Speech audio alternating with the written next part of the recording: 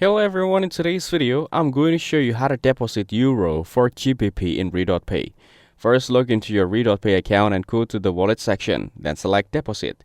Choose the currency you want to deposit, either Euro, EUR, or British Pound, or GBP, and make sure you selected the correct one to avoid unnecessary conversion fees.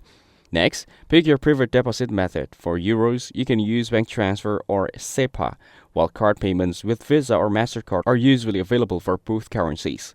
Some supported e-wallets may also be an option. Depending on your region, enter the amount you want to deposit and provide the required bank or card details.